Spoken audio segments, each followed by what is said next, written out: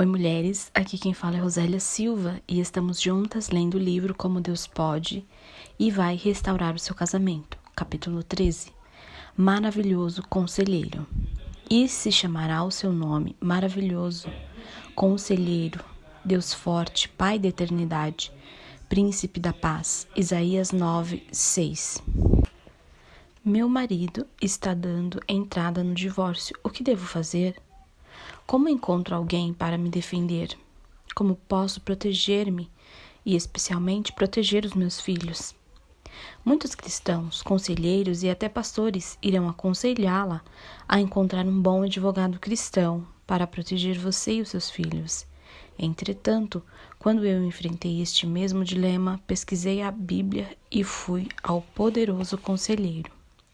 Descobri em sua palavra que ele tinha prometido me proteger e defender. Escolhi a ele e fiz o que a sua palavra me disse para fazer.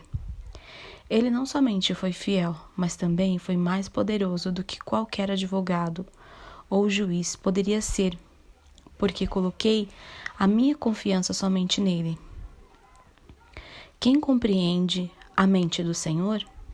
Ó profundidade das riquezas, tanto da sabedoria como da ciência de Deus! Quão insondáveis são os seus juízos e quão inescrutáveis os seus caminhos. Porque quem compreendeu a mente do Senhor? Ou quem foi o seu conselheiro? Romanos 11:33-34. Fale com o Senhor e então fique quieta e ouça a Ele. Ai dos rebeldes, o Egito representa o mundo. Ai dos filhos rebeldes, diz o Senhor, que tomam conselho, mas não de mim, e que se cobrem com a sua cobertura, mas não do meu espírito, para acrescentarem pecado sobre pecado, que descem ao Egito sem pedirem ao meu conselho, para fortificarem com a força de Faraó e para confiarem na sombra do Egito. Isaías 30:1-2. Você tem procurado proteção no sistema judiciário? Você confia em seu advogado mais do que você confia no Senhor? Maldito o homem que confia no homem e faz da carne o seu braço. Isso faz com que afaste o seu coração do Senhor. Jeremias 17:5. Isto não chegará a você. E ao que quiser pleitear contigo e tirar-te a túnica, larga-lhe também a capa. Mateus 5:40. Normalmente ficamos preocupadas de que os nossos maridos não cuidarão de nós e de que irão tirar muito do que nós ou nossos filhos merecem ter. Se você agir como se ele fosse o seu inimigo e lutar, ele lutará de volta. Ele já não fez isso antes? Muitos contarão histórias terríveis sobre pessoas que se divorciaram para assustá-la e influenciá-la a contratar um advogado. Apenas lembre, 1000 cairão ao seu lado e 10.000 à sua direita, mas não chegará a ti. Salmos 91:7. Ao invés disto, não te deixes vencer pelo mal, mas vence o mal com o bem. Romanos 12:21. Dispense o seu advogado e confie em Deus somente para livrá-la e protegê-la. Você ousa ir ao juízo perante os injustos, ao invés de perante os santos? Ousa algum de vós, tendo algum negócio contra o outro, ir a juízo perante os injustos e não perante os santos? 1 Coríntios 6:1. Este é um versículo muito duro. Ousaremos fazer isso? Se você simplesmente aparecer no tribunal, você estará comparecendo perante o injusto. Em muitos estados dos Estados Unidos, você não viola a lei se não aparecer na audiência se receber os documentos do divórcio. Você simplesmente perde a revelia. Alguns estados fazem você assinar um documento de desistência, afirmando que você não comparecerá. Em alguns outros, como no caso da Flórida, você nem precisa assinar os documentos e nem comparecer. Verifique isso em seu país ou estado e não tome a palavra de somente uma pessoa como base. Se disserem que você tem que fazer alguma coisa. Eu tomei este versículo ao pé da letra. Quando recebi os documentos do meu divórcio, eu não os assinei e nem apareci na audiência. E Deus me livrou. Se eu tivesse procurado um advogado ou aparecido no tribunal, eu não teria visto o grande livramento da mão de Deus. Nós julgaremos os anjos. Não sabeis vós que os santos hão de julgar o mundo? Ora, se o mundo deve ser julgado por vós, sois porventura indignos de julgar as coisas mínimas? Não sabeis vós que haveis de julgar os anjos? Quanto mais as coisas pertencentes a esta vida. 1 Coríntios 6, 2, 3. Deus está nos mostrando quão triviais e insignificantes são os assuntos do mundo em comparação com nossa vida com Ele. Assuntos desta vida. Então, se tiverdes negócios em juízo pertencentes a esta vida, pondes para julgá-los os que são de menos estima na igreja. 1 Coríntios 6, 4. Os tribunais de hoje não seguem os ensinamentos bíblicos. Se você escolher os tribunais para julgá-la, você escolherá o julgamento deles acima da proteção e provisão de Deus, diante de incrédulos. Para vos envergonhar, o digo, não há, pois, entre vós sábios, nem mesmo um que possa julgar entre seus irmãos? Mas o irmão vai a juízo com o irmão, e isto perante infiéis. 1 Coríntios 6, 5, 6. Quando a igreja começa a ignorar os ensinamentos bíblicos, eles também ignoram a repreensão da igreja. Eu nunca ouvi falar sobre um homem que tenha se convertido de seu pecado de adultério depois de ter sido confrontado pela igreja. Alguns mudaram temporariamente, mas em todos os casos, eles voltaram para outra mulher.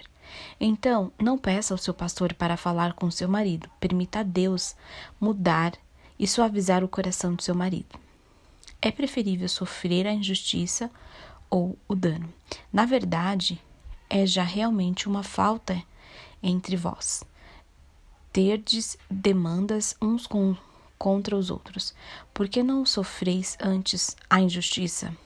Por que não sofreis antes o dano? Mas vós mesmos fazeis a injustiça e fazeis o dano, e isso aos irmãos. 1 Coríntios 6, 7 e 8. Deus diz que é melhor que você seja injustiçado ou defraudado, traído ou enganada. A maior parte das mulheres com quem eu falo e que estão passando pelo processo do divórcio são tão presas ao que receberam quanto dinheiro, como pensão e quantos bens. Se você não permitir a si mesma sofrer o dano, seu marido acabará ficando com raiva e amargura. Se você não permitir a si ser levada de volta ao Mar Vermelho, nunca verá o poder do livramento do Senhor. Lembre-se que os cuidados deste mundo e a sedução das riquezas sufocam a palavra. Mateus 13, 22. Sabemos que Demas deixou Paulo porque os cuidados do mundo sufocaram nele a palavra de Deus. 2 Timóteo 4,10. O versículo seguinte nos diz como isso acontece. E o que foi semeado entre espinhos é o que ouve a palavra, mas os cuidados deste mundo e a sedução das riquezas sufocam a palavra e fica infrutífera. Mateus 13, 22. A Bíblia fala especificamente que foi por causa das preocupações e das riquezas.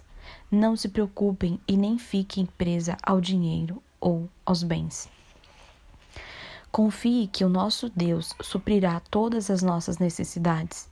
Mesmo que os documentos do divórcio digam que ele não tem que pagar tanto pela pensão dos filhos, ou que pareça que não haverá dinheiro suficiente para você e os seus filhos, muitas caíram na fé porque a palavra foi sufocada.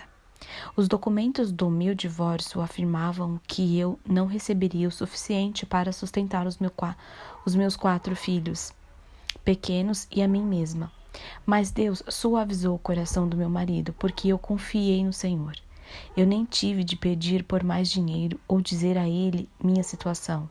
Deus colocou no coração do meu marido o desejo de pagar todas as nossas contas, até que ele voltou para casa. Porque você é morna, não contrate um advogado. Se você tem um, dispense-o. Todas as mulheres que tentaram convencer aos outros que estava tudo bem em comprometer qualquer um dos princípios bíblicos descritos neste livro continuam a viver solteiras. Talvez isso não seja o que você quer ouvir. Não era o que eu queria escrever também. Mas tenho que resistir e não permitir que o meu coração governe o que foi escrito para ele, ou ele deixará de me usar. Uma derrota para você. Na verdade, é já realmente uma falta entre vós. Terdes demandas uns contra os outros, porque não sofreis antes a injustiça. Porque não sofreis antes o dano. 1 Coríntios 6, 7. Esta é a sua resposta. Se você for ao tribunal com seu marido, isso já é uma derrota para você. Você pode conseguir o dinheiro ou os bens, mas você perderá o seu marido. Ninguém verá o Senhor. Segui a paz com todos e a santificação, sem a qual ninguém verá o Senhor. Hebreus 12, 14. Se você deseja agir como Cristo agiu, Jesus era totalmente inocente. Lembre-se que ele foi oprimido e afligido, mas não abriu a sua boca. Isaías 53, 7. Deus pode começar a trabalhar na vida do seu marido, porque você está plantando sementes de vida e não está mais dando a Satanás combustível para a destruição. 1 Pedro 3:1. Queremos que os nossos maridos sejam em nós a forma de agir de Deus.